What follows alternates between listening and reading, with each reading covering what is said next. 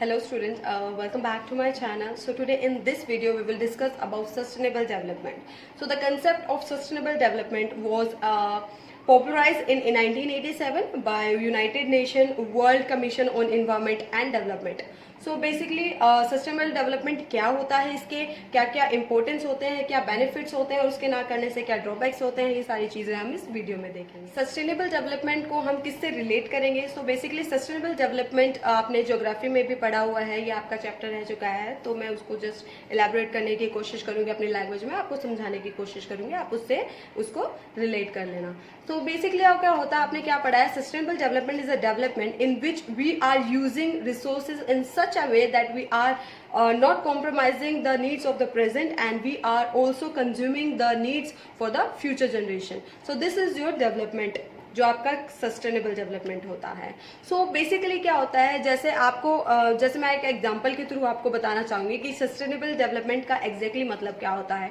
जैसे कि आपको पानी की रिक्वायरमेंट है, राइट तो आप पानी क्या करोगे, जितना आपको रिक्वायरमेंट है आप उतना पानी उसको यूज करोगे, अदरवाइज उसको क्या करोगे, बंद कर दोगे, उसको वेस्ट नहीं होने दोगे, बहने नहीं दोगे या उसको यूज मतलब कि उसका वेस्ट नहीं होने दोगे। तो बेसिकली क्या होता है, ये आपका सस्टेनेबल डेवलपमेंट होता है, जिसके थ्रू आप क्या कर दोगे, इसका मतलब आपके जो रिसोर्सेज होती हैं वो आप उसको सस्टेन कर रहे हो, यानी कि क्या कर रहे हो, उसको बचा रहे हो।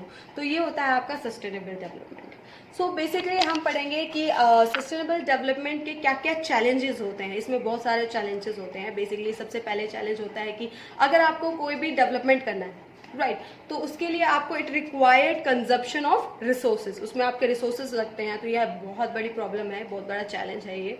सो बेसिकली क्या होता है, मैं एक एग्जांपल के थ्रू आप लोगों को समझाने की कोशिश करूंगी कि जैसे कि आपको क्या करना है, एक इंडस्ट्री चलानी है, तो उसके लिए आपको किस चीज़ की जरूरत पड़ेगी, आपको इलेक्ट्रिसिटी की जरूरत पड़ेगी, राइट।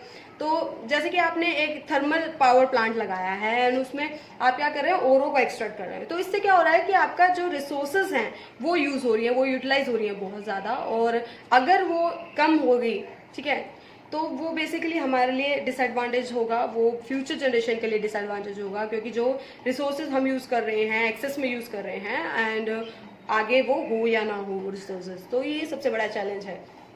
जैसे कि आपने एक डेवलपमेंट करना चाहा, ठीक है, तो वो क्या एक्सट्रैक्ट करेगा, वो कंजप्शन ऑफ रिसोर्सेज को एक्सट्रैक्ट करेगा। उसका इम्पैक्ट क्या पड़ेगा कि आपका leading of deletion of your resources. Deletion का मतलब होता है कि आपका वो जो रिसोर्सेज है वो खत्म हो रहे हैं, तो ये बहुत बड़ा चैलेंज है।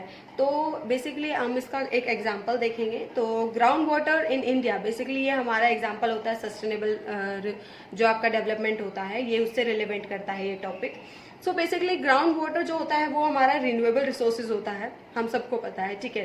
रिन्यूएबल का मतलब होता है कि जैसे बारिश होती है, ठीक है, तो बारिश के बाद हम उस पानी को क्या करते हैं, स्टोर करते हैं, हम उसको पानी को यूज करते हैं। हमारे जो नदी नाले होते हैं वो पूरे भर जाते हैं, एंड गर्मी जो हम उसको पानी को यूज करते हैं गर्मियों में, और गर्मियों में वो पानी खत्म हो जाता है। तो ये क्या इसका क्या मतलब है कि हम उसको, ये हमारे पास इसका ये मतलब है कि जो मतलब कि हम वाटर को इतना ज्यादा स्पीड से एक्सेस कर रहे हैं, वो हमारे लिए बहुत बड़ा चैलेंज है।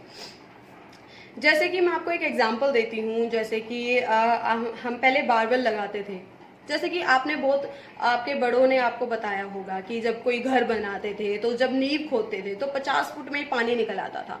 तो बेसिकली ये आपने सुना होगा अपने बड़ों से, ये बहुत पुरानी बात नहीं है, बट फिर भी आपने ये बात अपने बड़ों से सुनी होगी कि 50 फुट में ही पानी निकल आता था। लेकिन आज के टाइम में जब आप कोई बारवेल खोदते हैं तो बेसिकली उसमें क्या होता है, 100, 200, 300, 400 फुट नीचे जाता है, लेकिन कई बार पानी नहीं आता है फिर भी।